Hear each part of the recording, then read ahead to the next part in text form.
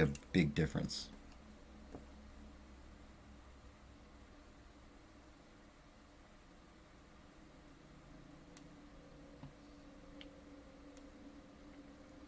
Okay, it's on there, I believe. Mm-hmm.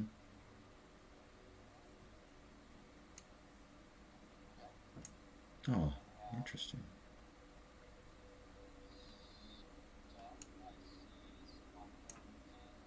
Mm-hmm. Let's go to regular candles.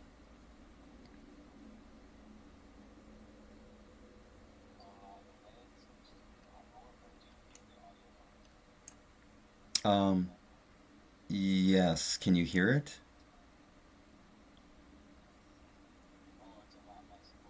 That's awesome. That's awesome.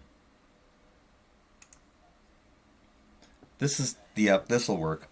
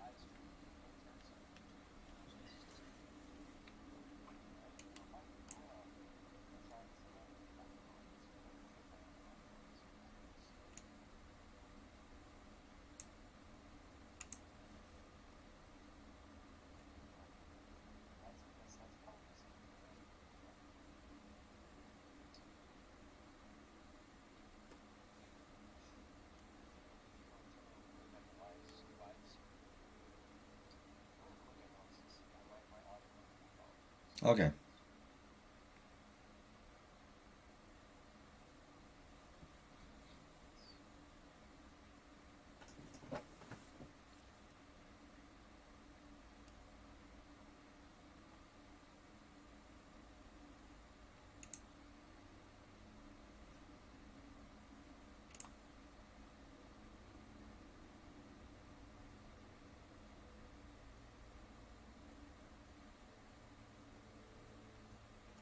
Yeah.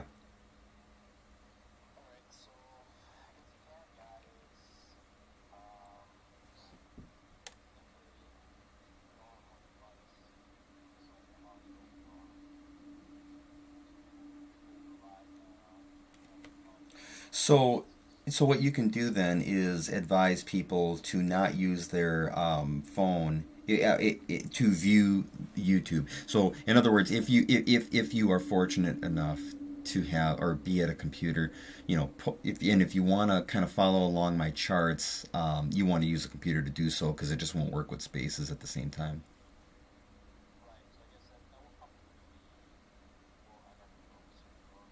Yeah.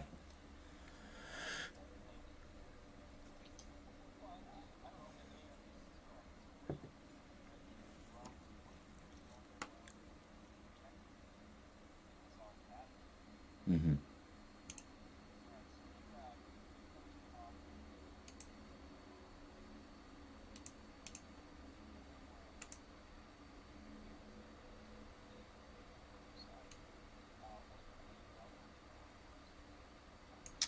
on the stream.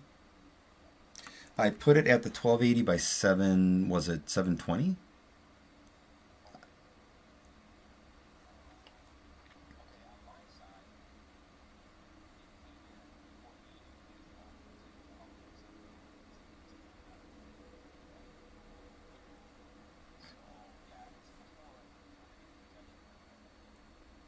Oh.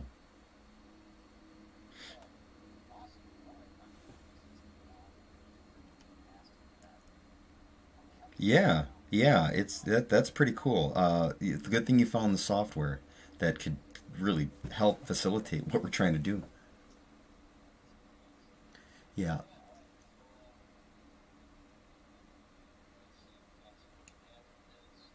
Yep. So, yep, that one's a 20. And then we got the 50 red, and then the yellow is 100, blue is 200.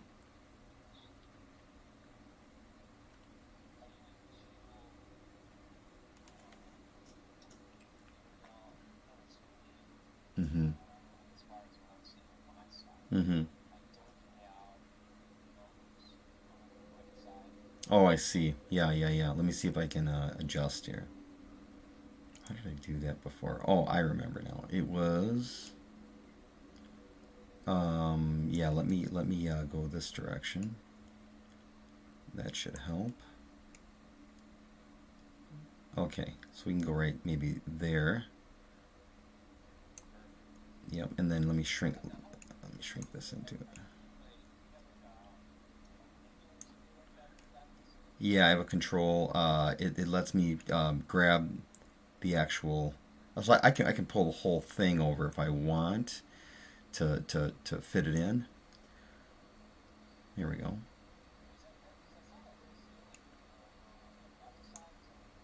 Yeah.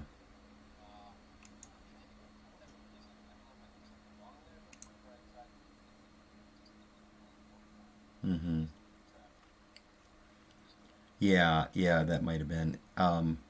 So I was trying. I know what I could do is this. Like I could get it so it doesn't. Let's see. No, that doesn't work either. Sorry, I'm just monkeying here. One thing I'm trying. Can I do this now? No, no, no. Okay. Yeah, you're right. It's finicky. It's hard to get it to do what you want it to do. Okay.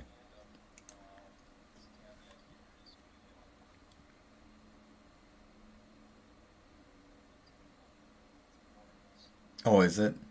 It's a little blurry. Yeah, yeah.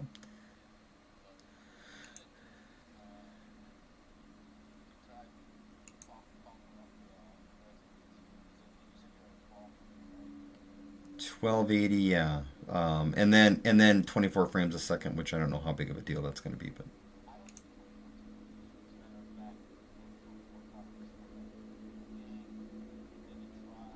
oh, you know what it was? I made it so it had it gave me an option for very low latency.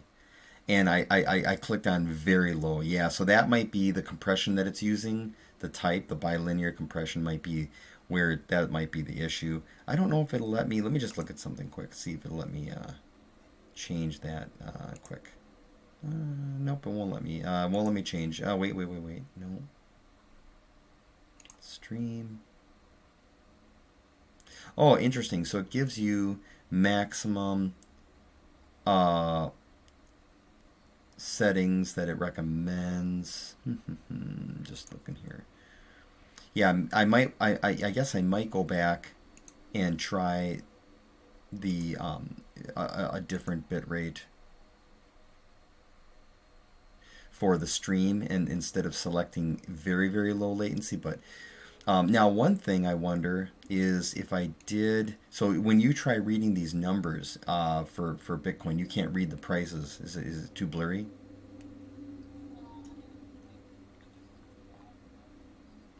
Right.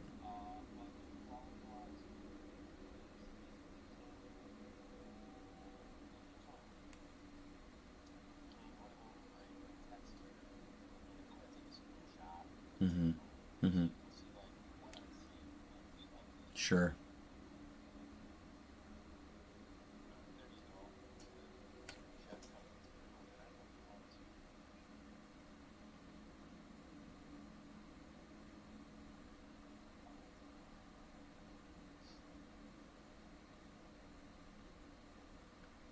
How'd you send that? Here it is.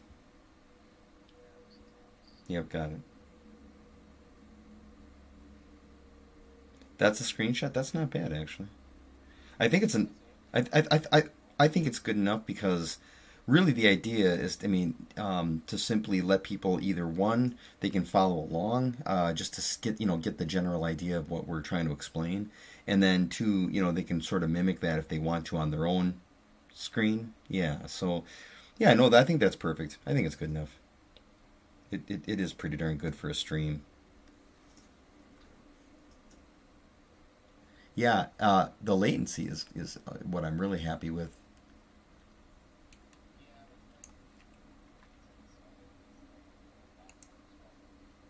Right. Boy, we really took a dive bomb, looks like, on everything. Let's go and take a look at the daily ones. I'm just curious. Ooh, that does look bad. That looks, yeah, that looks pretty bad. So, well, this is going to be good conversation tonight because we're going to be looking at, Bitcoin defending that 30,000 area.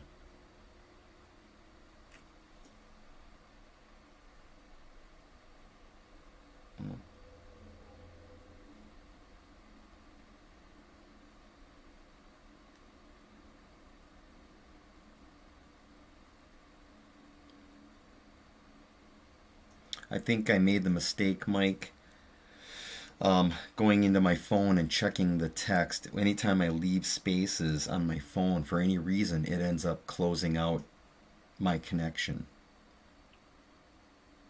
So it's trying to connect now. I'm going to go ahead and just close it. I'm going to click. Let's see. I don't know which one it is.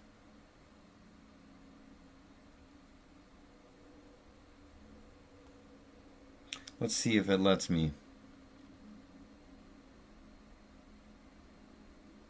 So now I'm trying to connect back onto spaces.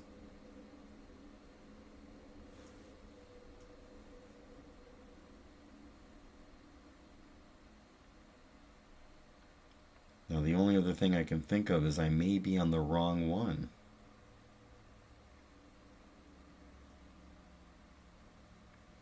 Check one, two, check one, two. Okay, I still got audio. Boy, look at Bitcoin. That's now I'm gonna leave that. Let's try to look here. I'm gonna go back to your profile, see if you have something live.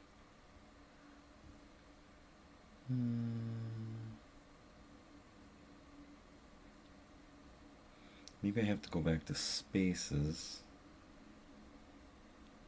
Here it is.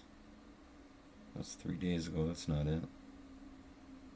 Click on this. Ah, join space. Start listening. Bingo. I'm here.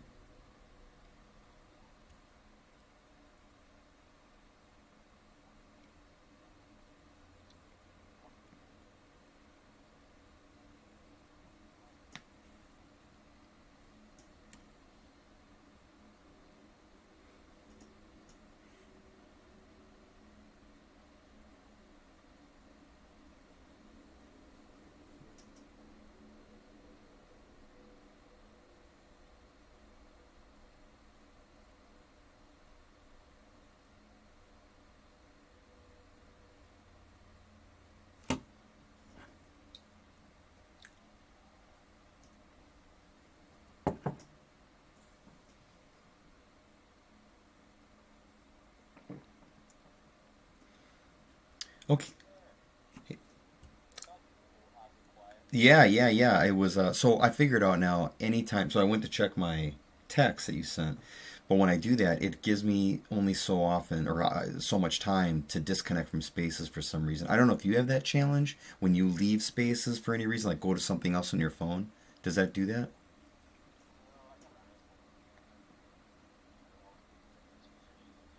Mm-hmm. Yeah, it could be. Yeah, anytime I leave spaces for any reason, it will disconnect me after I don't know how long it is, but we had that problem when the phone went dark, in its display mode that last time. Yeah, so now I realize that I need to stay on spaces on the phone and just leave it there. Yeah, yeah. So now if you look here, I mean tonight this is going to be an interesting battle here, and we'll see tonight what happens by day's end.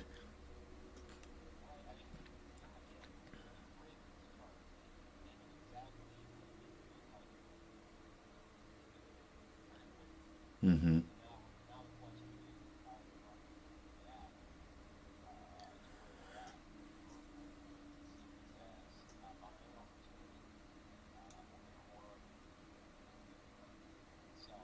Look at the last time we were there.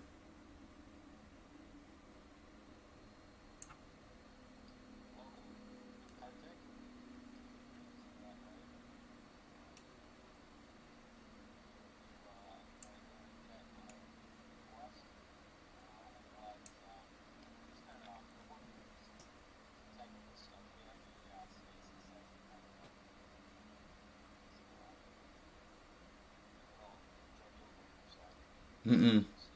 Oh, oh yeah, yeah, yeah.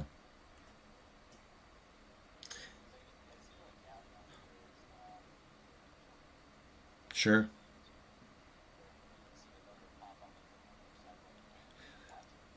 Good question. That's something that I should look at now. Oh, there is one live. Look at that.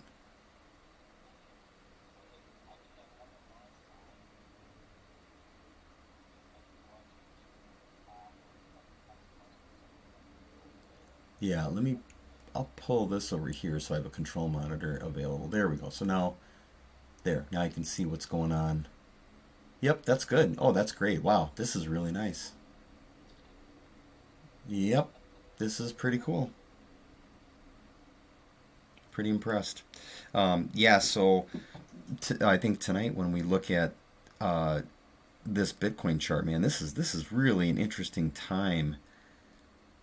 Yep, this is very very cool. I'm gonna get rid of some of this other stuff here I got on here. Oh, I keep forgetting I'm using the control monitor to look at what I'm at the chart. I'm trying to click on things and it isn't doing anything. You're like, what? Yeah, what the heck? Here we go. Yeah, this is pretty cool. Uh, yep, yep, yep. Hopefully, I wonder if, man, I should be writing some of the notes down. I mean, it remembers. That's what I like too about this OBS. It remembers what you did last time. So it sort of brings up the same things, and that's convenient. But it would be nice. I'll have to document some of the stuff so that I can remember. In case I don't use it for a while.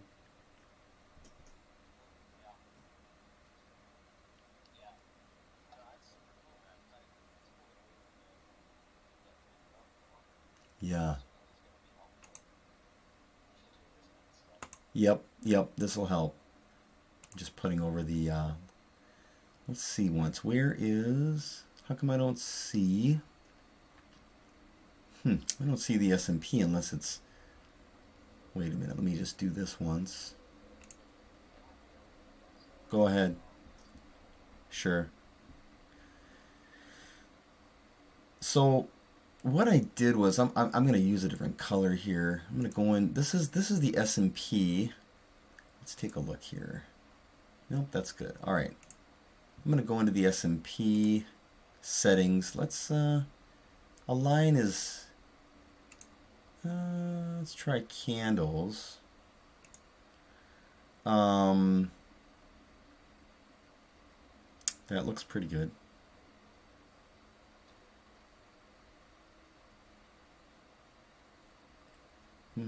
Green borders wick.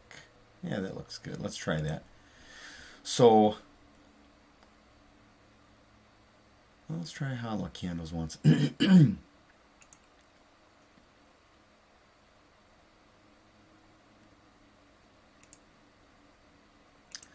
There we go.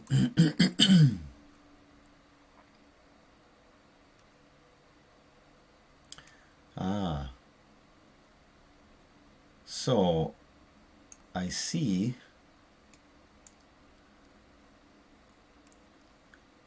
we have Bitcoin. How do I define this to make sure that people don't get confused which one is which? Let me go into here. Let's change these colors. I said hollow body. I'm what I'm trying to do is define the color schemes a little different. Let me make the downward purple and the upward blue, like a light blue. That should, there we go. Now we can see clearly the difference between the Bitcoin chart, which is green and red candles, versus the S&P, which is blue and like violet. It's an interesting chart that I when you look at how the S&P is kind of, or Bitcoin is kind of tracking the S&P, it may not look like it as much because you see this sort of overshoot that has been happening, and it may have taken a while too. So if we really pull this back a little bit, there we go. Now we can see the mean. Now I could turn that, instead of candles, I could turn that into a line. How it defaulted to a line. Maybe I'll go back to that. Let's try that. Let's go to line. Orange. Let's do blue. That stands up. There we go. That's pretty good. That's a little thicker. There we go. That's pretty good. So now we can see the S&P is the blue and Bitcoin is the bar chart. Yep, and it's interesting to note that, way back here in August of 2021, let's pull this thing, I can't see what that is. Yeah, so August of 2021, we when we broke to the upside, it really overshoots to the upside when it passed the S&P, and it also, well, you could see it also undershoots. So you just have this bounce that happens, and it seems really far, but it comes back to the mean, which the S&P is like the mean average.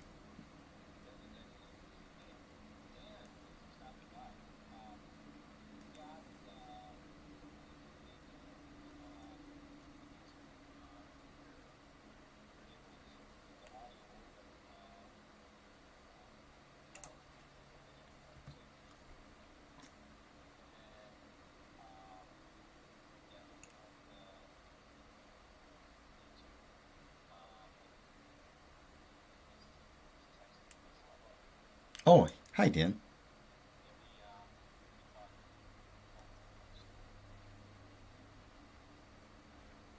Yeah, so it's interesting. I'm just seeing if there's any common types of lines that are showing up on this daily chart here. Let me change these colors a little bit. Hmm.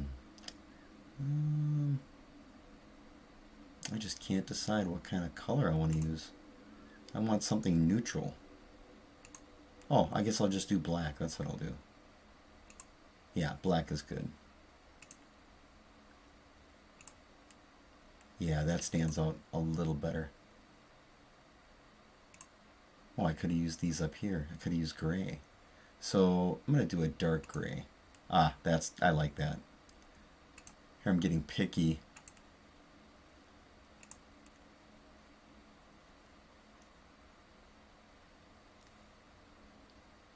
And what's this one? I can delete this one. All right. There we go.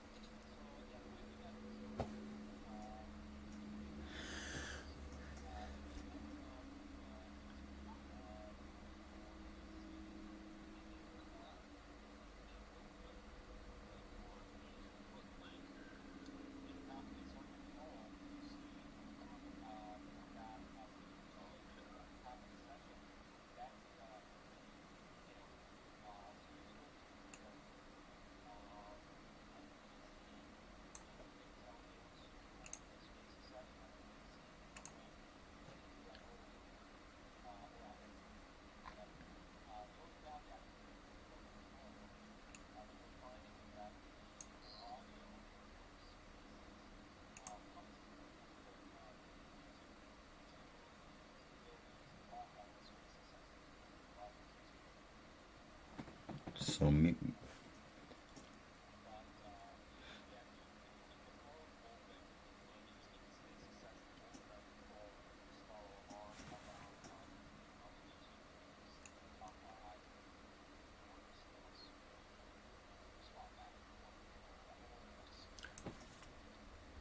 I have a question, Mike. Are you so the output of Spaces, is that coming through? That's not coming through the YouTube stream, is it? It is. Oh, I hear it.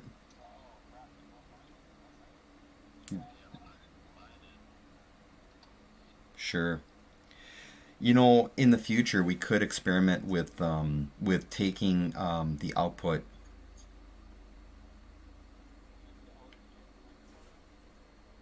My microphone. Explain. So the microphone on the on my laptop that's hosting the stream, that is on. Yeah.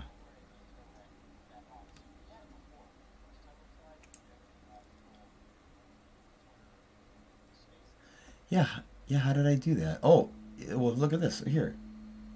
Um, desktop audio, mic.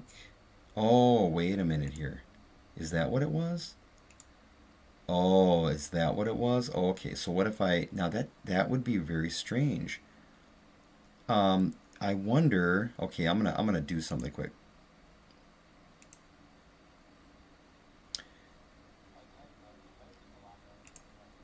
It sure is. Device microphone. Okay. What I was trying to do is see if this thing would pull the audio, advanced audio properties. Okay, desktop audio active. Okay, so that is monitor off. Maybe that's where. Okay, this is quite advanced what I'm able to do here. I'm going to go ahead and just unmute the desktop audio to see if it starts pulling it in. And I'm going to mute my mic. Maybe that's where. Okay. This is quite advanced what I'm able to do here. I'm going to go ahead and just unmute the desktop audio to see if. Can you know what's happening? You know what's happening, Mike? I got it. What was happening, and there's a way around this. The your audio from the Twitter space is coming through my speakers and getting picked up by my microphone. That's why we were hearing it. Now there probably is a way internally to soft switch, soft connect through the what's being fed from internally instead of because we didn't realize until now that it was doing it sort of externally. No.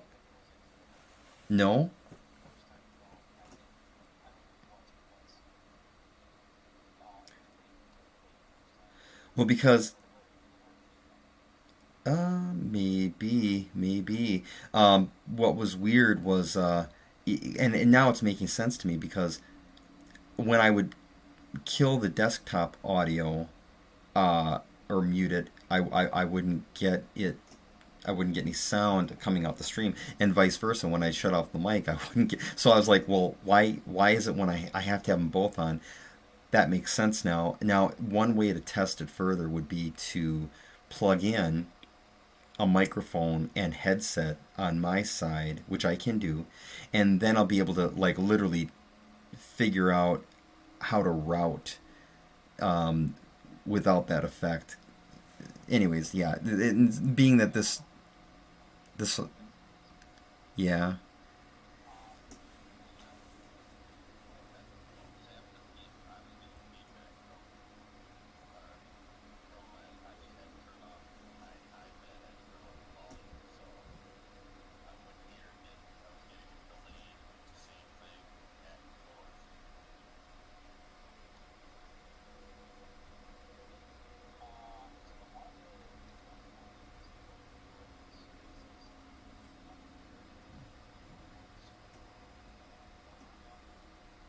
Mm-hmm. Mm-hmm.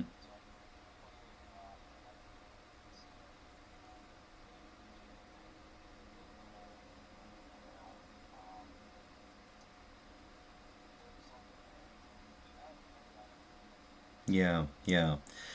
Yeah. Good question. It could. Yeah, and even if I have, even if I use the like a headset to at least stop the audio from bleeding into my Spaces session, that's really I think, and I knew that subconsciously. I just didn't put it together until right now. Like, oh yeah, this is why. Because I definitely wouldn't want to be using my laptop mic because it's just going to catch everything that's bleeding into the room and blah blah blah. So I think in the back of my mind, that's really what I needed to do to begin with. Now there is a monitor ability in here which tells me just from using audio software that you are able to separate your input from your output and monitor that separately, which is what I would have to set up and dig a little deeper. But yeah, for tonight we could just we don't need the Spaces content, I think, immediately to come in because I don't know how that into the stream. Um, well, right, yeah, because right now they can hear my voice the way I have it set up coming through. I wonder if I should be grabbing. I wish I had one just right in my vicinity. It's not far, but do you mind if I step away and just grab a mic to or a headset to plug into the audio, so it shuts off my speakers?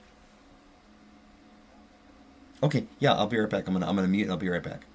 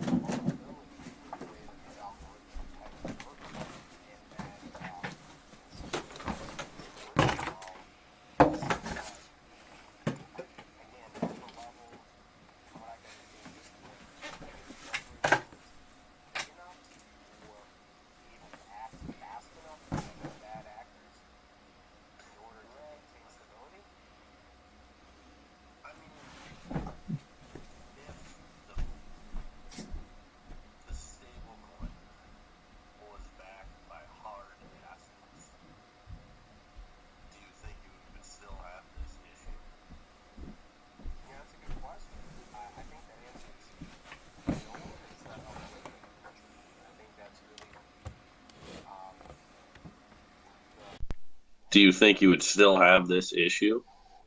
Yeah, that's a good question. I think that answer is no, because it's not algorithmic in nature, and I think that's really um, the the flaw here is that the algorithm, in order to determine the peg value, is what, in the amount behind the peg value, is what ended up causing the decay. So it would seem to me like, again, I'm not a programmer. I'm not into the minutia of it. Um, and I may not even understand 100% of the details accurately, but that macro level, it would seem like there's probably some level of, reformulating that needs to happen with how that infrastructure is working, because, again, macro level, it didn't work. Even, I mean, you take out the bad actors from this, it should have been able to function properly, even under duress, right? So, whether or not somebody purposely did it or it happened, um, through some sort of natural event, it should have been able to hold the peg. Yeah, no, I mean, do you think this is going to be, what about USDC? Now, see, that's completely different.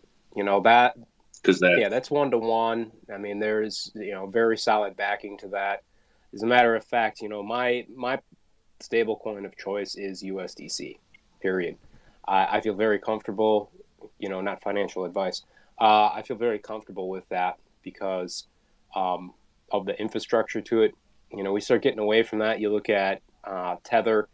That to me is on some shaky ground, and obviously the algorithmics have some issues. I think really the most interesting thing to me that's really happened here is that, again, I tend to believe that there was some sort of outside force on this, because we decayed really fast on price. I mean, this is one of the fastest breakdowns of Bitcoin price, at this type of level that I've seen in a while.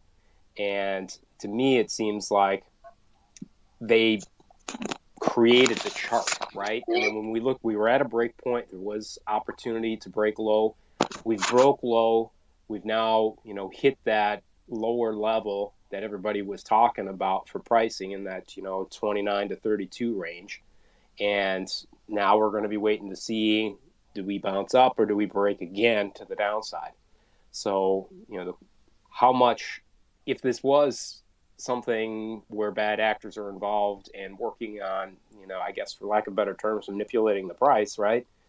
Um, this is definitely manipulation. I mean, looking at, yeah, yeah, just how fast we've fallen. This just doesn't look like I feel like a slow bear market, or entering into the bear market here.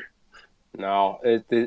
So one has to wonder, if they pull this off once, what else is in that war chest to be able to do it again, to drop this another level, right? Because we've got vulnerabilities, and I guess this is where I was saying I'm a little tenuous, because I've heard now that there's some other centralized agencies, like Celsius, and again, this is rumor. I don't have it confirmed, but that have an opportunity to go through and help refund the Treasury at a reduced value for Luna. I think they're getting it at 50% of current market, if I understood what I read properly. Which, again, I mean, this is something too, when you take that at macro, just macro view.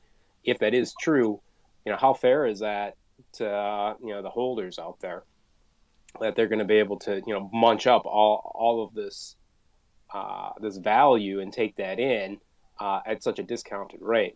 And it's a cacophony of crap, truth be told. And I think, to me, it really points towards understanding what you're in the risk, using risk mitigation.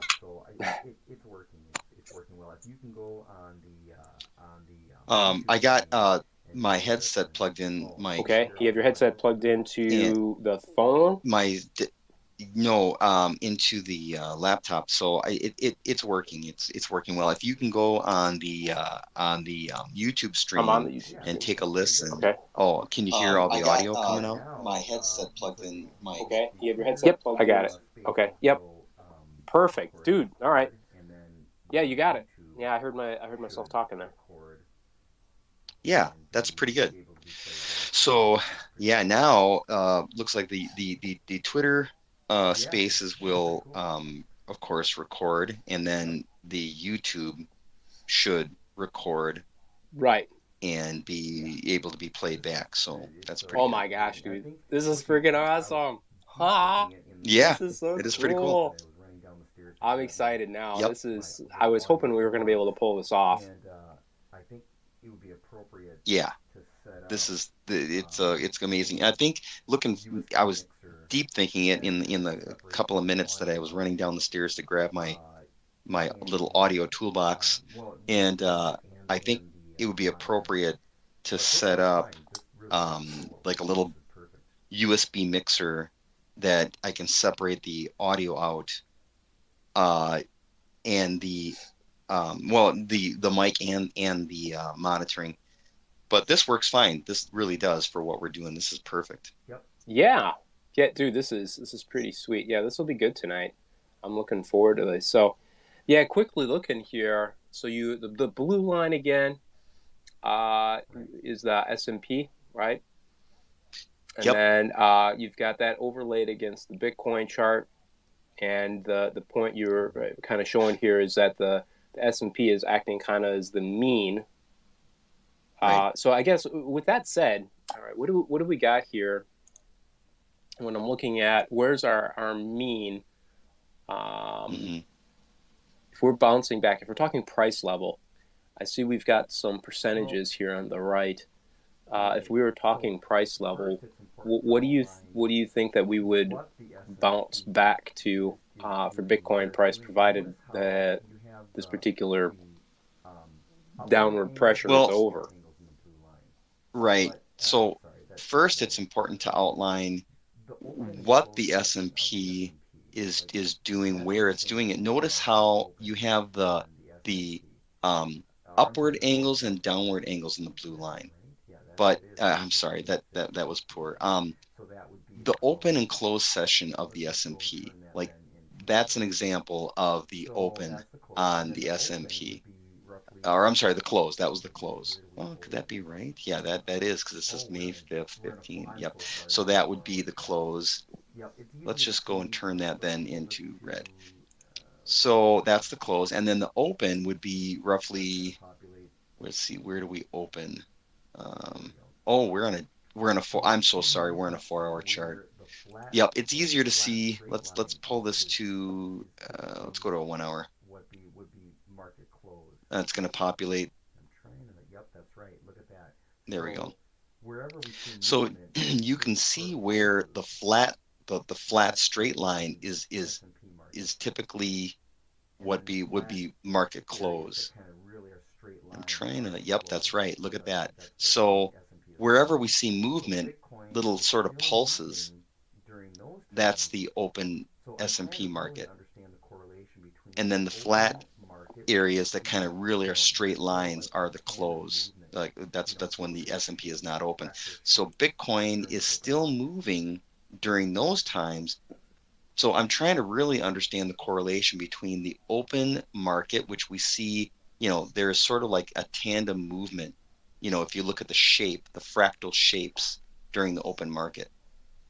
Yeah. So let me ask you this here: if we're at if I'm looking at this chart right, we're down 24, 25 percent against the correlation to S&P. Is that right? Right. Yes.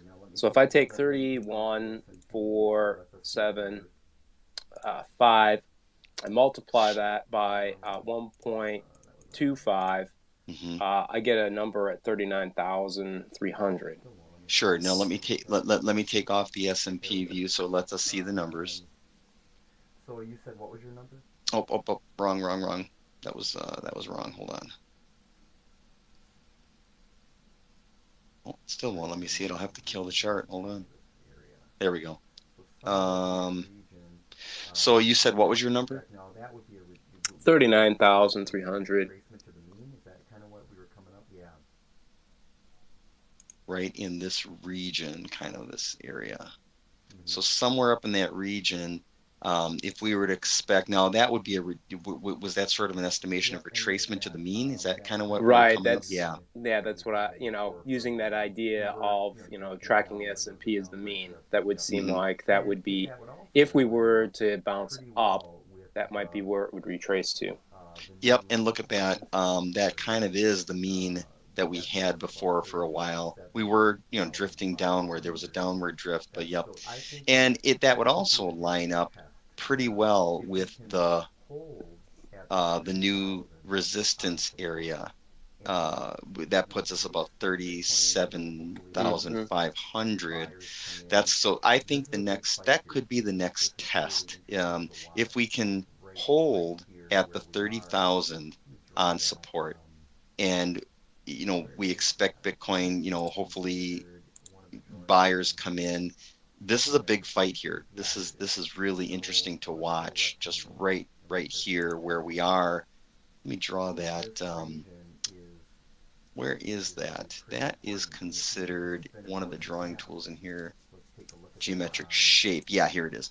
So let's go rectangle and let's just draw that area. So this region is going to be pretty important in the future because it's been important in the past. Let's take a look at that on a 4-hour chart. Let's back ourselves up. And we really got to back. We might have to go to a daily chart here. Hold on. That's pretty far. That's pretty far back. Holy, we have not been there in a while.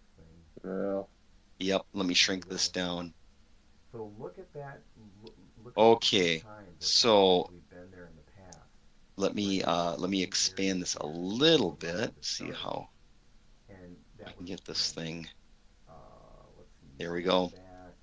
So look at that. Look at the two times or a couple times we've been there in the past, right in the same area here to the left of the chart. And that was, let's see, that was back. The first time we hit that area was back around January of 2021. hmm Yep. So we were in that zone, in that channel. And then we revisited that in around May of 2021. And it stayed there for a while. We were there for, looks like about 3 months. Yeah, when I look at Aurochs, I jumped over on my Aurochs chart right now. They have a tool called lines that you can just plop in, and it starts showing support, resistance, and trend lines and such. And one of the things that it's showing there is, basically 29.5 to that 33 range, being that kind of support from that action.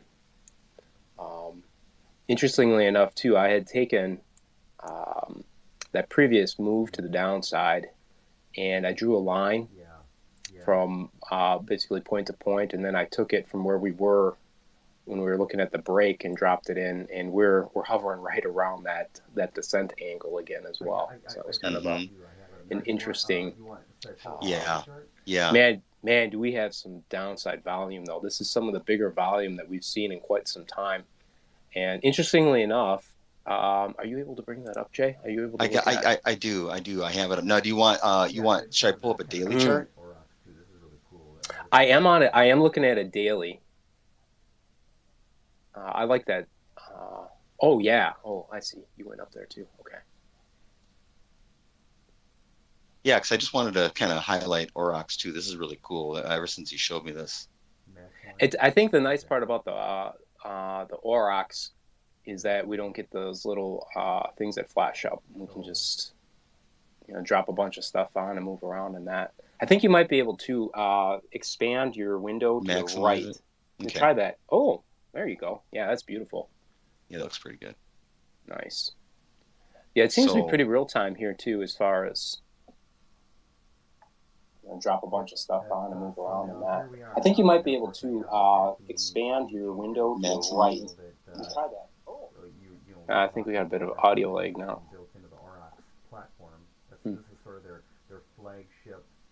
Yep. So now here we are, and of course I have up that BGMC signal that we were talking about, that's really interesting, built into the Aurochs platform. This is sort of their flagship indicator, right?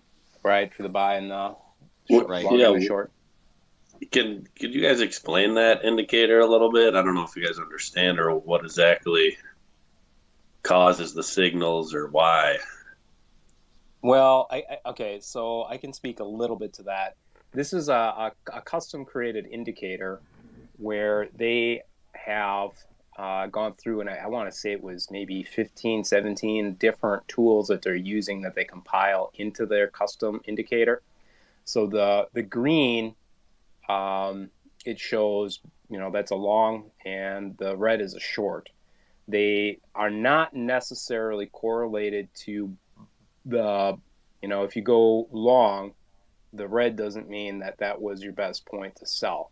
I'm still a little undereducated in regards to that. I know Jay and I have talked a little bit on that. I haven't actually made it through all the Aurochs documentation yet, but one of the things they do talk about is that there's going to be a different exit point prior to that short signal.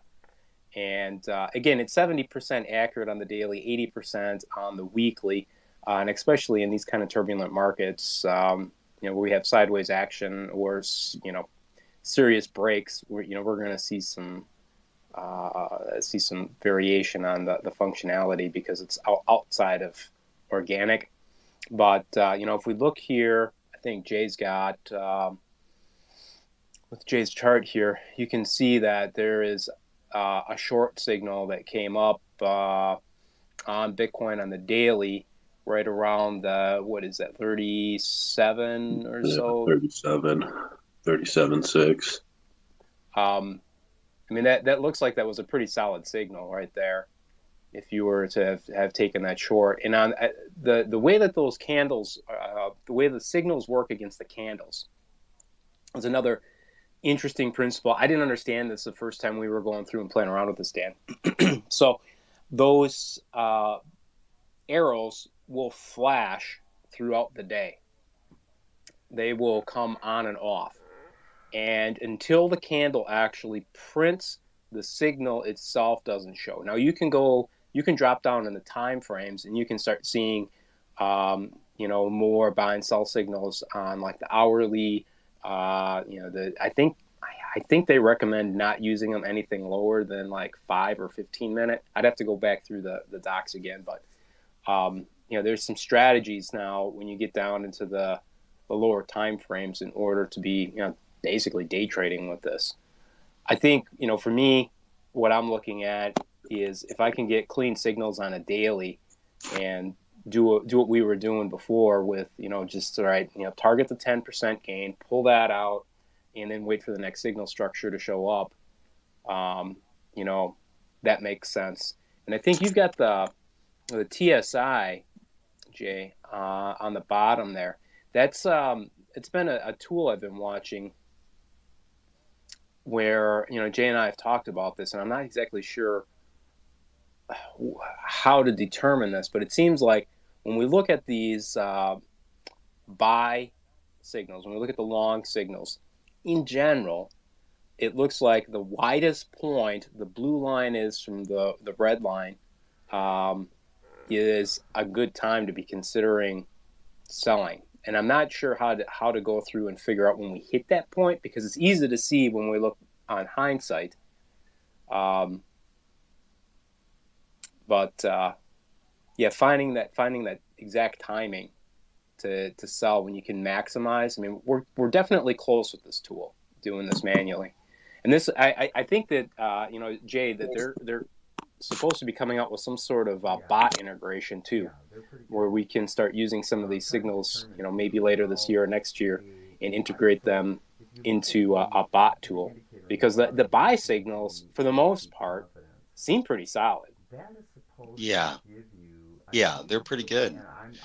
I'm trying to determine too how so if you look at the indicator on the bottom here, the BGMC confidence, that is supposed to give you, I believe and I'm guessing just from I've never read their documentation, But it sort of mimics the true strength indicator where I believe you're supposed to read the signal when it's in the center of the green and the red and it breaks to one or the other. That's supposed to tell you that that is a long position you want to take. And as that starts, peaks out and starts to reduce itself, then you're supposed to then, consider closing that trade. And then vice versa when it closes below, which I don't, it looks like it didn't cross. Um, no, that doesn't make sense. It's not clear that way.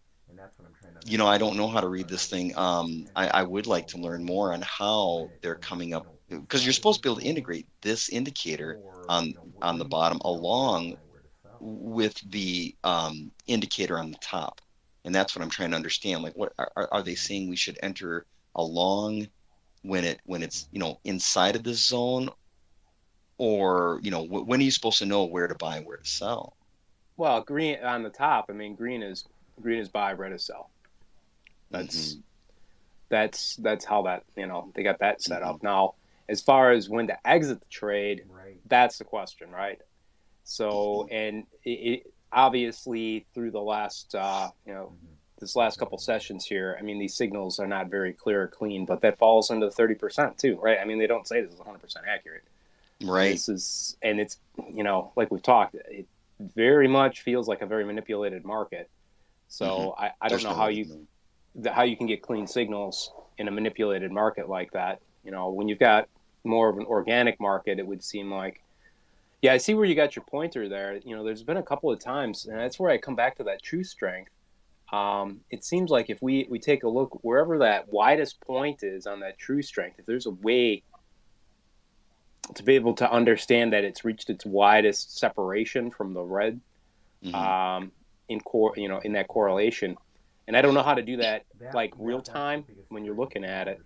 But that seems like that would have been the best point to sell where you could have captured your most profits because the green looks good. It's where's the best sell, right? Where's the best exit? Right. Yeah. That's the biggest trick is trying to understand that you could use um, some sort of price action indicator. And when I say, like, for instance, if I take, let's say the horizontal line, let's say you entered here, true Right. strength and the true strength indicator moving averages crossed right about the point where Aurochs gave its signal. And if you were to buy there, let's say, um, and put a protective stop somewhere, say below the previous pivot, like let's just say right there, maybe. But then if you were to ride that stop and say, oh shoot, I didn't do that right. I want to clone. Yep. And let's say as that was moving, if you were in profit, it didn't come and stop you out. As it moved forward and created a new pivot point, you could keep riding your stop. For instance, after this point here on the 3rd of February, as it rode up, you could move your stop up to this point up here. Matter of fact, let me get rid of this one and just move this previous one up. Like that would be then this pivot right here um, would be your new stop point. And so every new pause and pivot point would sort of be the riding stop.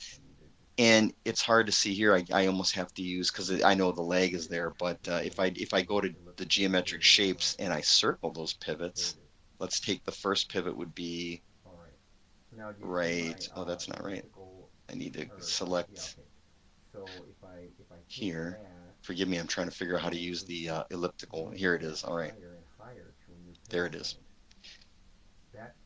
All right. So now, do you see my elliptical? Yep. Or yeah, okay. So if I take that and we keep moving that higher and higher to a new pivot point, that might be the best way to, sort of ride that if you were looking for Hmm. That's shorter an term interesting gains. strategy, right? Yep, yep.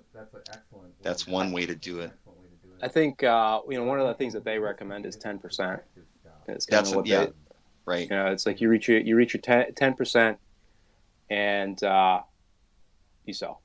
I think that's an excellent way to do it. That's an excellent way to do it. Oh, and this could be just your protective stop. Um, you know, Yeah, and maybe and I guess maybe as you're starting out too, that might be just to get in the flow of actually being profitable instead of trying to maximize the gains. Just get in the process of just if take what you get, right? yep. And if it rides higher, it rides higher, and maybe that's what you got your core holding for. But your trading holding, you're going to take your 10% and walk away and be happy with it until you see the next signal. Hmm. Yep. That's going to be. That's probably, yeah. I'm trying to understand this Aurochs. It's really cool though that they're in the way it works. So what I used, and I don't know, I noticed that when I use my Hakanashi candles, I go up here and they give you that option in the candle type here. Oh, here it is at the bottom. It's interesting how it seems to really sort of work itself well with even the Hakanashi uh, candle. Like you can see where you Mm-hmm. have reds and then you have greens. The green candles are supposed to suggest a trend that's forming, Mm-hmm. and this auroch seems to work sort of in tandem with that. Now, Mm-hmm. the one thing that I notice is even in the Hakanashi, some people trade using Hakanashi where they'll enter on the green candle, but then they'll exit on the red candle. Well, this aurochs even, you know, really rides the trend, you know. So you're suggesting a possibility for maximization here using Hakanashi candles, and wait till what your time frame closes, and if it prints a red, that you'd exit. Well, one thing you'll notice if we really zoom in on these Hakanashis, they're so what they do, the reason they look different than regular candles is because it takes the average of the previous candle along with the average of the current candle, which is why they look so weird in comparison to traditional candles where you have the open and the close. That's something too we might want to be talking to people about maybe tonight. I don't know if a lot of people know how a candle is formed, but maybe tonight we can walk them through a quick, just tutorial on, hey, this is how a candle is formed, but No. yeah, so but yeah, then that'll help you understand how Hakanashi is formed. But just the long and short of it here, I like to see where the Hakanashi bottom, let's say if you're looking for an uptrend, I look for the Hakanashi to have no wick on the bottom end, a green Hakanashi with no wick on the bottom. The wicks you want to be on the top. And that to me signals an upward trend that is forming. The ones that have the green candles that have bottom wicks seem to me like we're not there yet.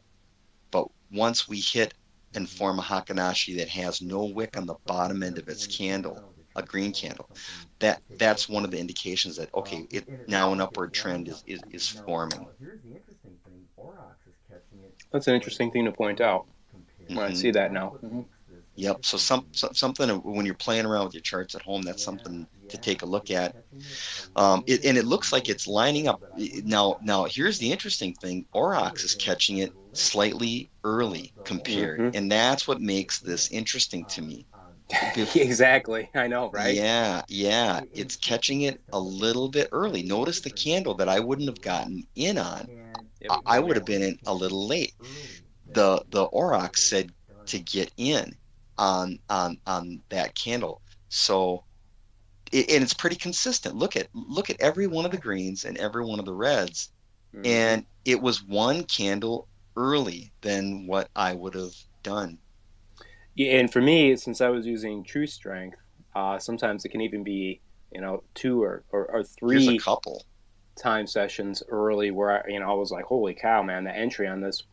And this is where this goes back to a conversation you and I have had a few times prior to this, is that finding that edge to be able to get that price action just that much earlier, because you've done a much better job than me of identifying and getting in. Because like you said, for you, it would have the Aurochs is maybe one time slice, one day in this particular chart earlier, right?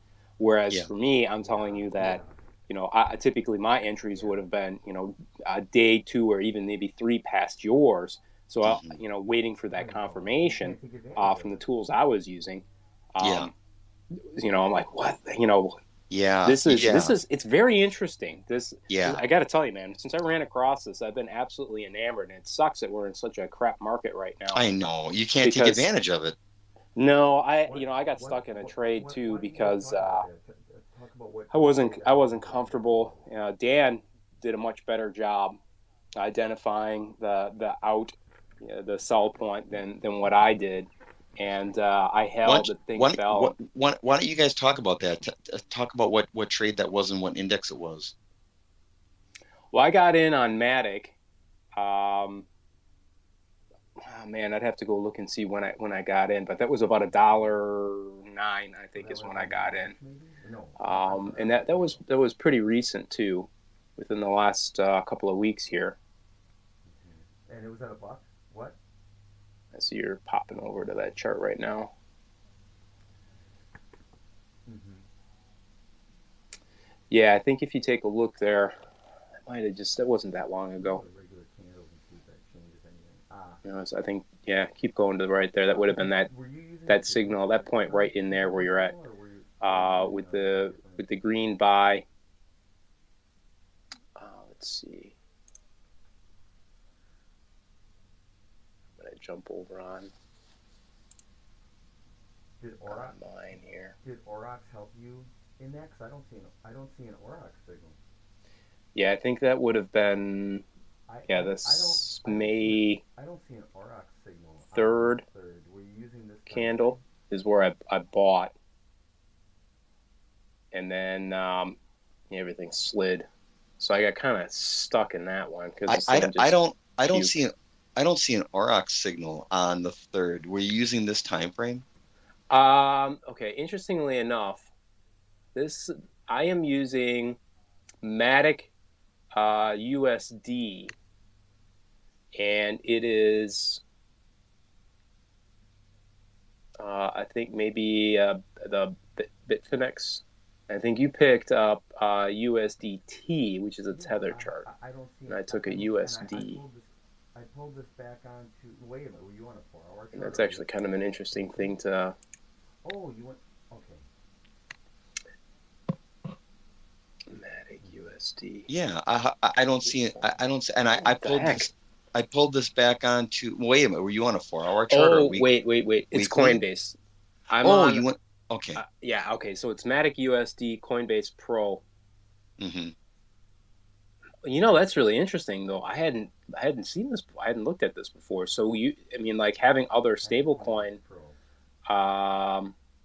charts Is that what you were using? is showing different information. A 4-hour chart or a weekly? Mm. I think. Let's see if you've got that now. Okay, you've got. I have the Coinbase Pro. And you're on a daily. Is that what you were using? Sort of, or were you using a 4-hour chart or a weekly? Is it what?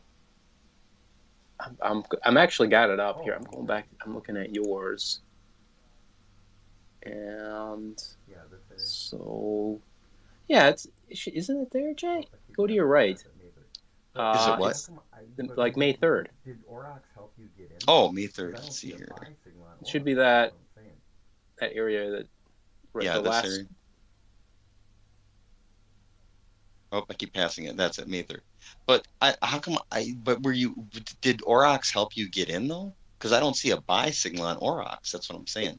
I see that. I'm like, dude, I'm trying to figure out what the heck I'm doing wrong here because it looks like. You're Okay, hang on. I am like, you're able to do this?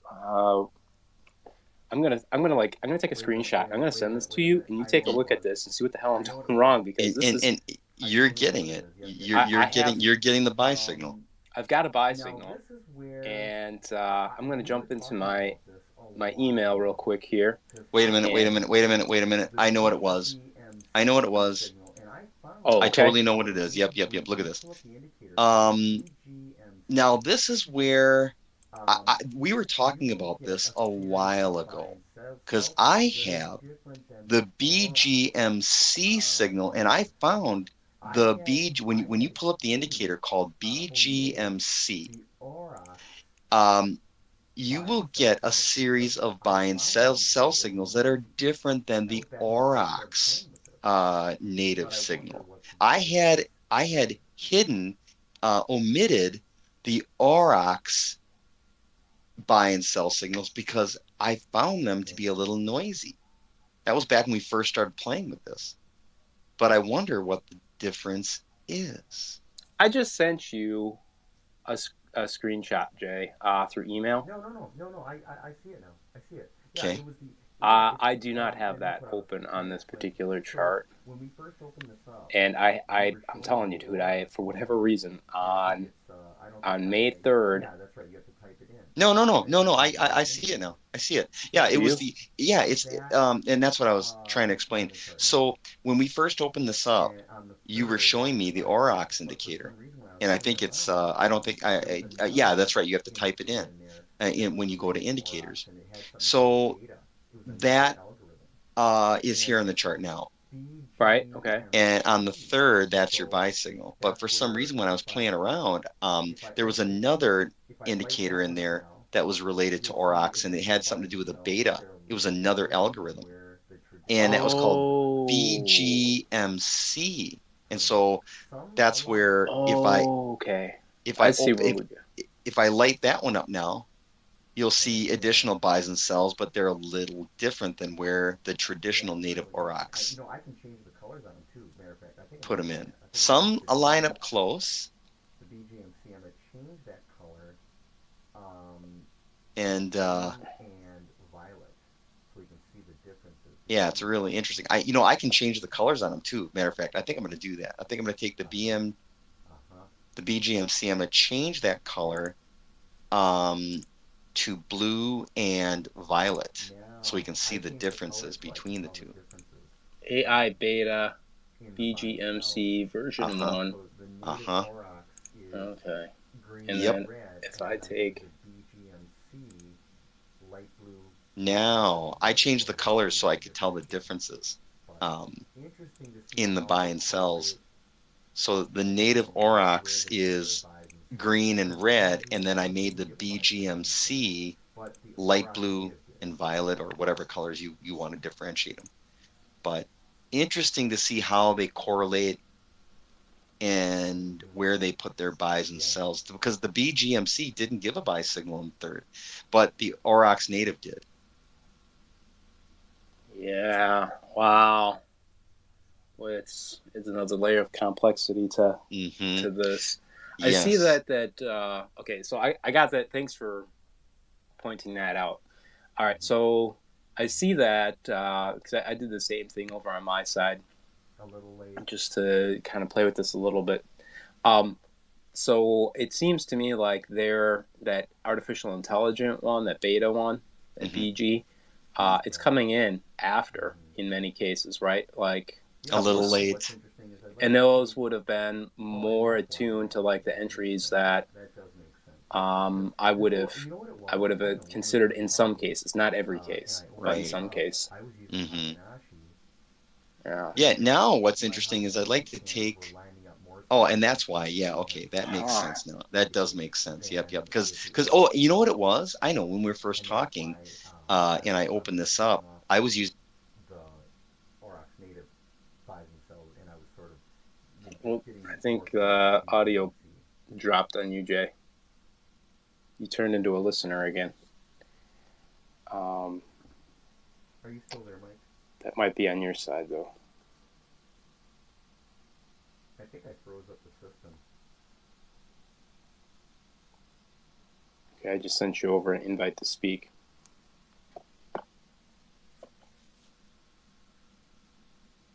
Are you there, Mike? I think I lost you. Yeah, I think I froze. Yeah, definitely, though, there's some interesting differentiations in these signals. Wow, my phone froze up. No idea why. Let's see. Still in listener mode there.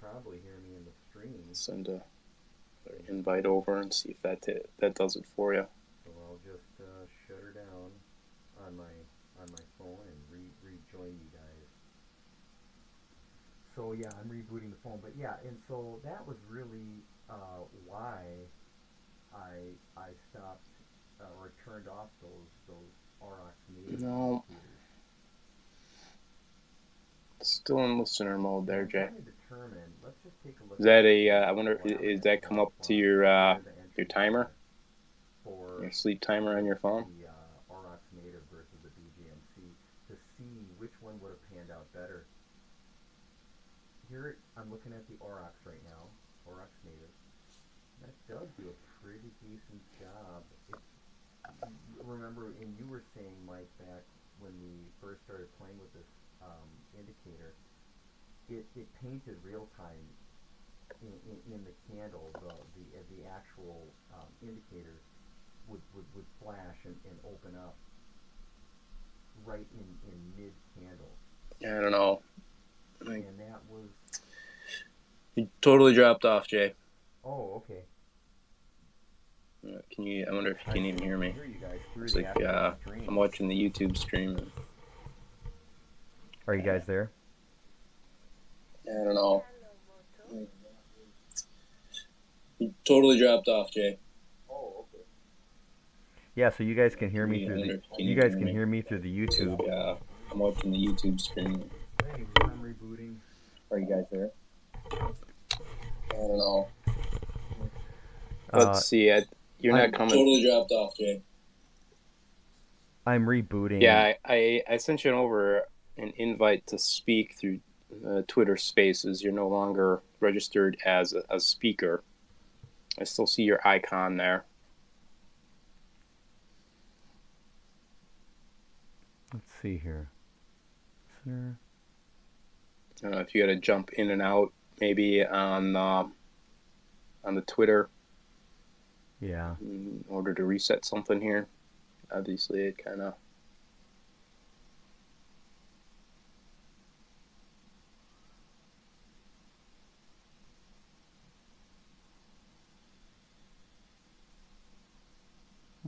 Interesting. It's on your phone. Oh, okay. I think you dropped the audio dropped off on your phone.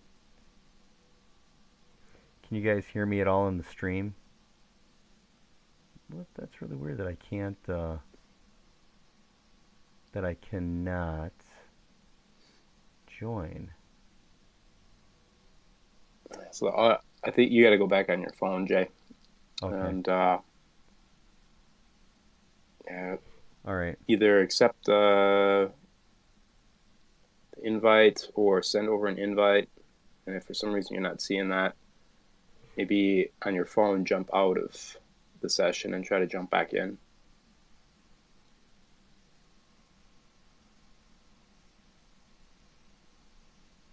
Okay. Okay, I'm back. Okay, I'm back.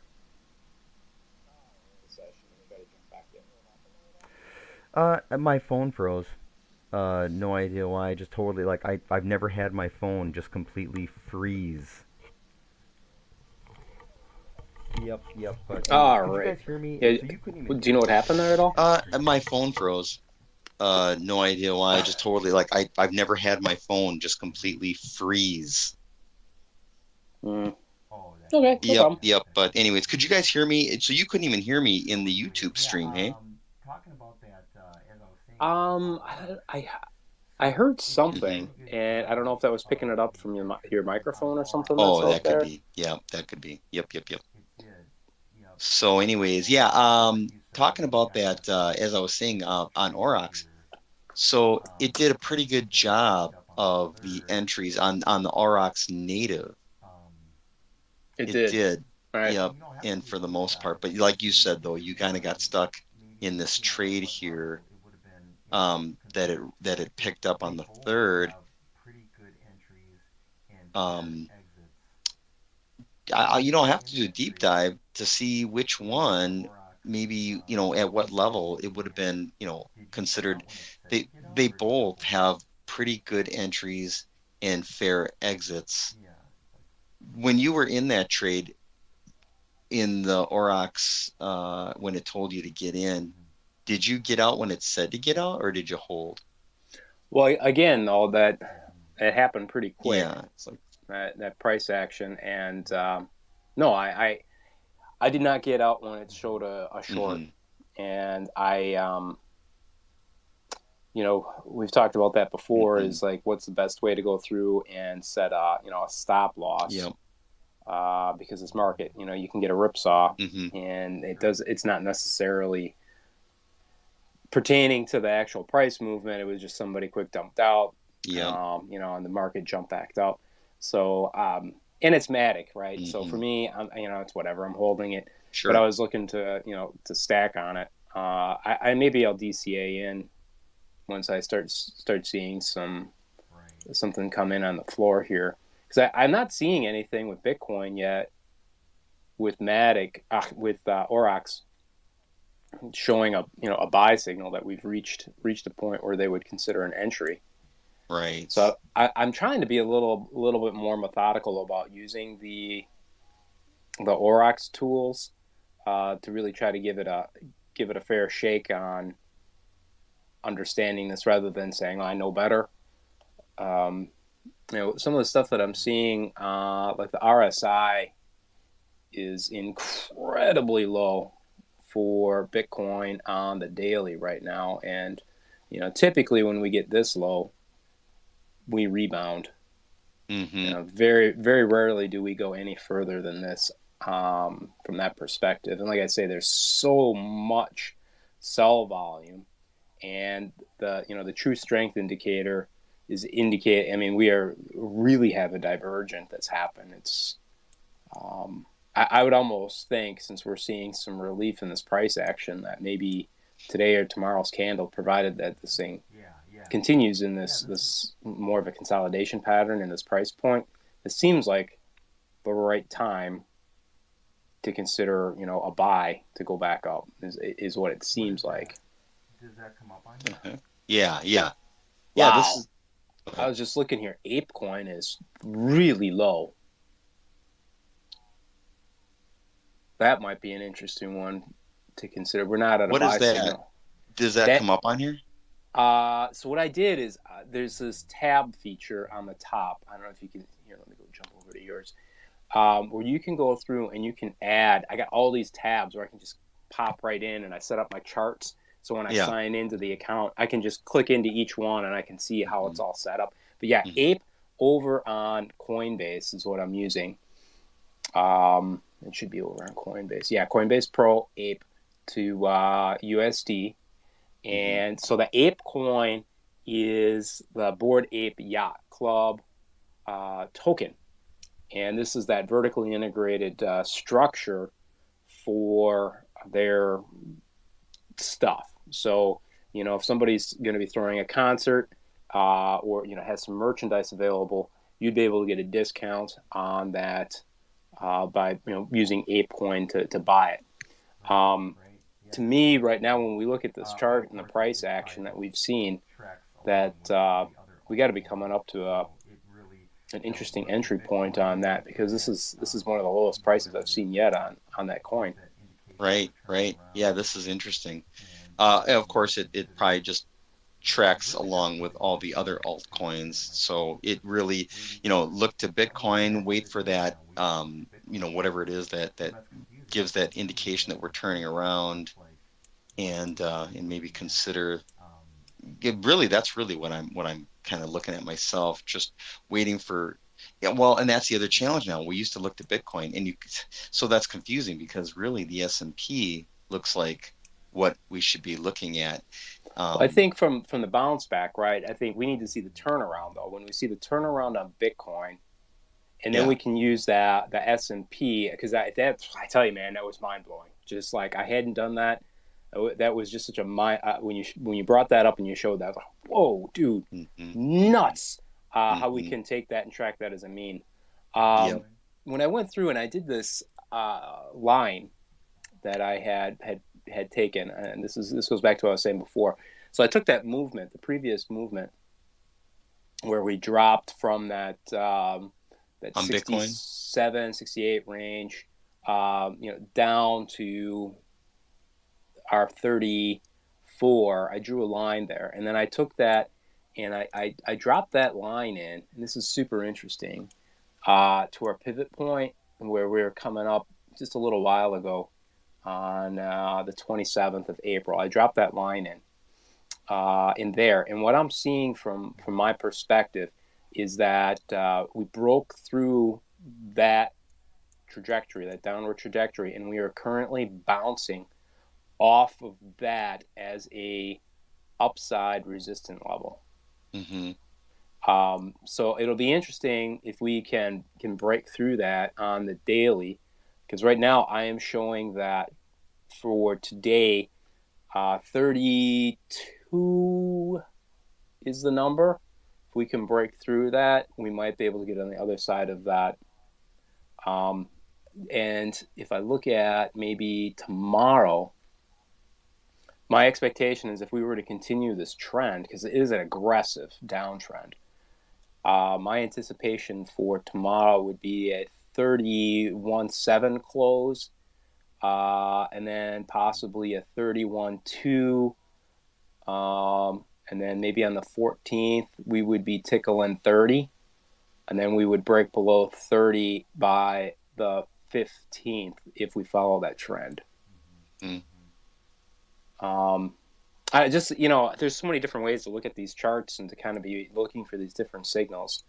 I'm not going to take any real credit on this. I think I just got lucky with when I popped it in. It looks interesting though, because it's coming up against that. I'd like to know how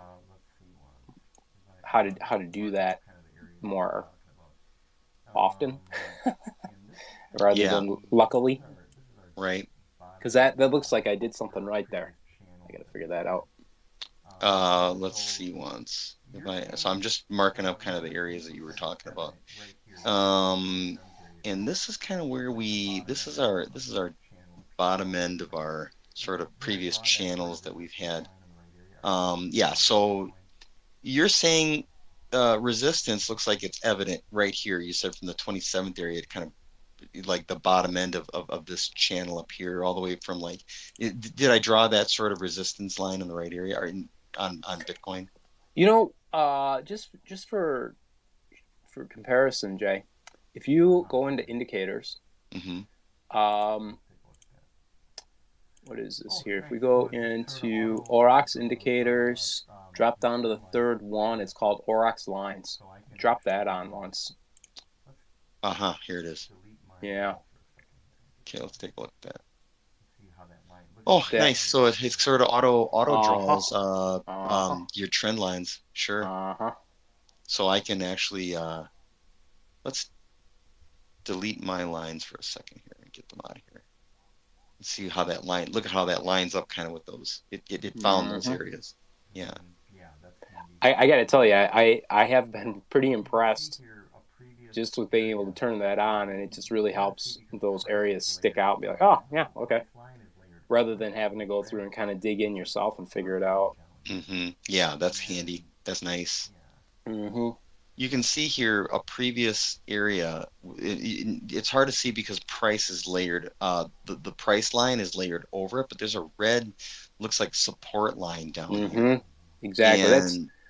This is where I was coming up with that range that I had referred to earlier, where to me it looked like, the lower side here is right around 29.5, with the upper side on that 32.8, and then it would seem like we would potentially be consolidating now in that range, right?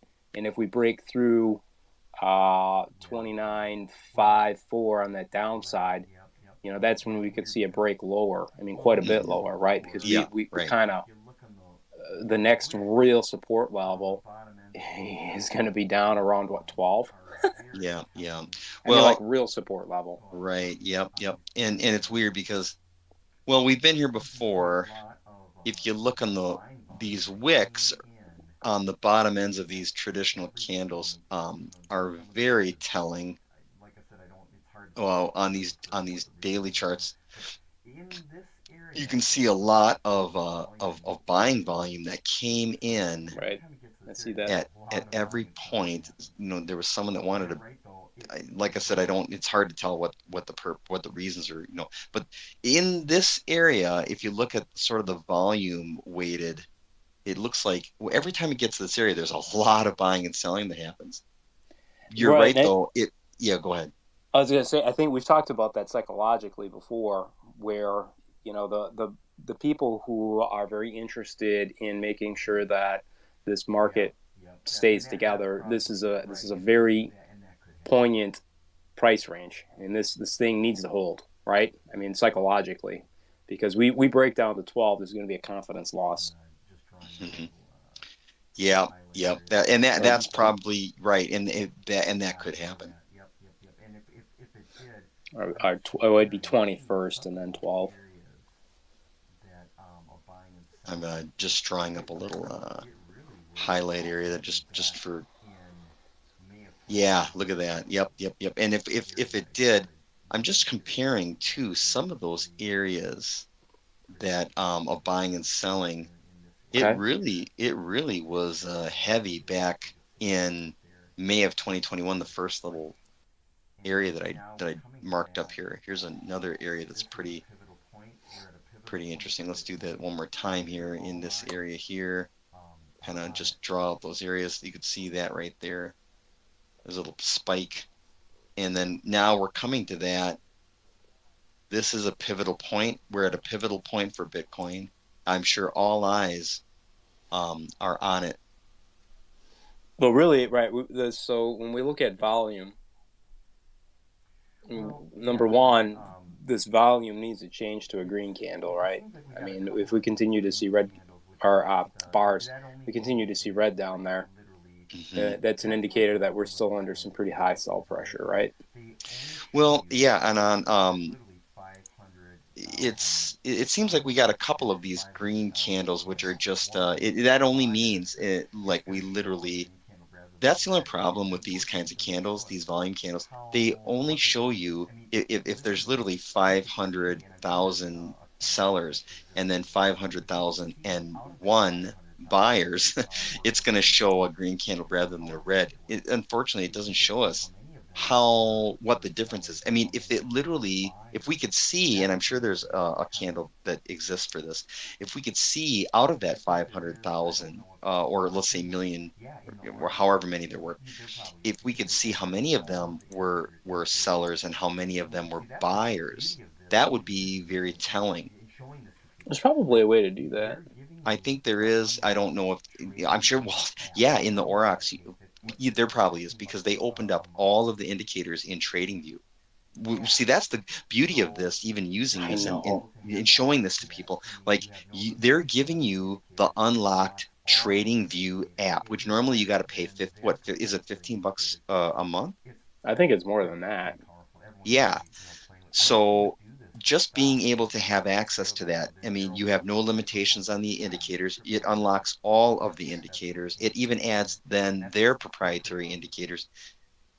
That's pretty powerful. Everyone should be, playing with. I wish they would do this with stocks, but they're a little, they're narrow focused, hyper focused on the crypto market because that's what industry they're in, and that's still pretty awesome. Well, I think I just dropped up there. The premium version is $30. The pro version is down at $10. Okay. So it's 5 indicators per chart, 2 charts in one window is the low side, and the high side is 25 indicators, 8 charts in one layout. So I mean, I haven't run into any restrictions as far as my usage model is concerned, and I know that there's one level up here. They've got this grid that you can open up, which I haven't played around with. Where up in the upper left hand you see all the way up in the upper left hand you got the Aurochs symbol, and then you see the light, and then there's a grid. The grid is supposed to get you a bunch of different tools available on that as well. So Oh yeah. Oh, Grid layout is reserved for experienced RX users. Never use grid layout. Extremely necessary. yeah. It It's is complex, may not be for the if average I go to light, cryptocurrency. I understand. switch back. Okay, so grid is something Yeah. else that Okay. Oh, that's cool. oh sure. That's pretty nice that you can actually toggle. Oh, okay. Yeah, it's that's cool. So if I go to light, let me just Oh, that's if you use switch it back. to place and I just want to see the sell. So difference here. they're Yeah, okay. now they're like a broker Oh, too, that's cool. right? Yeah, that's pretty nice that you can actually toggle Okay. This Oh, tool yeah. is amazing. trade Uh-huh. order position lines. Oh, that's if you use it to place and sell. So they're like a broker, I think, right? No, they are like API to a broker. Okay. So Oh, gotcha. what they do is they're an aggregator, Uh-huh. and you can go through and you can link up multiple accounts. So you can, like, if you're a whale, you can get that liquidity depth by aggregating your orders across multiple exchanges, so you don't hammer the crap out of one exchange. Ah, that's And cool. I have not linked up any accounts yet, but it would seem like, I'm still trying to just get get I these had a charts and understand this stuff a little better and understand the tools, and it's kind of build up my education on this. I'm not used to using, Oh, interesting. just Um, pop in I something here. I had up this moving average called moving average multiples. It defaulted to some moving averages I'm not used to using, but I just might pop in some here. Let's see. Let's It's super interesting how much different some of these charts can look, depending on which feed you take. Like, because I'm on Coinbase Pro, BTC, USDC, I have no green candles, where are no green volume here these last 2 days. Whereas you are on Binance, right? You got a Binance chart you pulled up, yeah. BTC, USDC, 1 day Binance, The and different, here oh, you've you mean got like the arbitrage two opportunities? The days differences between, showing green. So, and I have no days showing any green. oh yeah, I hmm wonder. re-rate. That's a whole nother thing, right? The difference. Oh, you would like the arbitrage opportunities, or you just the differences between Well, the? certainly the arbitrage, but I'm more referring to like how these charts look a little bit different depending on Oh which yeah, feed you pull, and that, I right. guess that probably goes back to that aggregation and I mean, this is next level. Even thinking about this crap kind of makes my head hurt. Right. Um, Yep. Yeah. Yep. Yeah. The because that's, I that's mean, when the when you well, playing around yeah, with that's the weird part about it. The difference here is the that you traditional have all these markets, different exchanges. and you've got one set of charts you're playing Now, with, right? I mean, it's not yeah, actually, different so going from if you exchange to had, let's exchange, say, the X, right? say Right. you had Yeah. Yeah. Right. what No, do they call that? that's the weird part. Well, Futures yeah, market, that's the weird where part you about have it. The difference here is a that you don't have all these representation different exchanges. of an index. So, like, Now, let's say the yeah, S&P, actually, so if you had, let's say let's say you had which is the what do you so yeah, call we that? track The futures that market index. compared to say So the yeah, that's what this representation reminds me of when you go of to an the index. So like you have the S&P in a where you have an futures ETF that tracks contract an versus index, say the or an ETF that SPY, tracks which those is an values. ETF that tracks that index. That's what this reminds me. And So you do yeah, I have guess like that's what this reminds me of when you go to different exchanges. It reminds me of that where you have an ETF that tracks an index, but yeah, or an ETF that I really tracks like gold. what they You know what I do mean? in this Aurochs. Okay, yeah, That's what this reminds me of. And you do have those slight variances, you know. So yeah, I I see think what you're this was saying a there. success. hmm Um, But yeah, for tonight, um, I really now we kind like of are what aware of a they couple give you things. in this I know that I Aurochs. need to hook up Pretty Yeah, pretty that powerful into stuff, the man. laptop.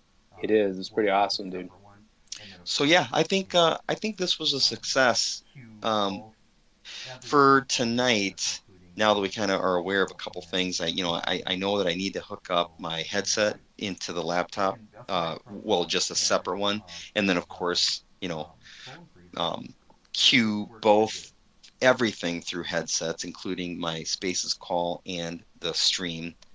So and aside from the challenge So of yeah, the pretty awesome. phone freezing, It's it like worked pretty you good. almost could just Oh, this was remarkable, take man. As far as the technology playing you along, know we really a made some leaps and broadcast on bounds today. I mean, I'm Yep. excited. This is Spaces, so dang and cool. that is cool. Yeah, If it's you have pretty awesome. I'm I don't know. I guess it's like you almost could just have a podcast on just how to set up a Oh, I know, right? a broadcast on two different places, and that is cool that people can hop onto one or the other. I don't know. I guess it's going to be interesting to see if anyone hops on and views the charts at the same time. Yeah, I think I guess what I'm expecting, anticipating, I should say, is I've got a few guys that I talk to regularly that may stop by, like Dan, Dave, and I've got this new guy I'm talking to. His name is Andre. Mm-hmm. We might see 3 to 5 guys stop by that I know, and that's really kind of the impetus for starting this. And then we might see some other people. Mark might stop by. So I don't know. We'll see how this plays out, and what we see for like ability to attend. But digging into this stuff and showing some of this stuff and getting people exposed. Like I say, Dan is pretty knowledgeable. He and I have had similar conversations like you and I have had. Where we're going through the charts, we're looking at stuff, and he's done a little better on the exits on a number of these than I have. So I'm looking forward to getting his input. Andre, like I said, he's a newer individual that I networked with through a good friend of mine, and he seems like a really, really bright guy. We've had some great conversations already, so I'm really anxious to bring him into the fold and see what he's looking at, what he's seeing. And again, this is about two kind of correlating fundamentals and projects along with these charts, because we want to be, I think, looking at strong fundamental projects that are gonna be around to be trading on. That way, number one, if you get stuck in a trade, it's not the end of the world. Number two, they have the sticking power to be able to have organic growth, or organic charts, rather than some of these crap coins, which are just really meme pump and dumps, which Right. certainly we can take advantage of those as well. But trying to get Understand more, the risks. yeah, exactly. Yeah, protect that bottom side. Well, Right. thank you, man. This is awesome. I am so looking forward to this. This was a great Yeah. session. Great session here. Yeah, this will Well, be good. So what time tonight should I kind of get on, start getting things ready around like 7:30 area, start warming up? I mean, we could jump on that early if you want. I mean, as far as I'm concerned, maybe 10 minutes earlier we could Yeah. do that, because I think What I I'll, got well, what I'll probably do is just get things prepped in the way. I mean, I'm leaving everything kind of set up the way it is. So, but just make sure I don't have anything, tying up resources. Make sure just kind of overlook everything, and then maybe quarter 2, I'll just start, getting everything prepped, ready to hit the buttons so that it'll be ready to go. Yeah, I mean, this was certainly just great for understanding a lot of these details and what we need to do. I know it's a little bit more processing heavy on your side, and hopefully I can, pick up the conversation stuff on my side. Yep. If we get other people that come in and start asking questions and have their hands up and stuff, that I can kind of filter that through. And Yeah. it's going to be clunky the first couple of times, but Sure. well, cool, Jay. I'm gonna scoot here, but All right, man. we'll talk later, huh? Okay, we'll talk.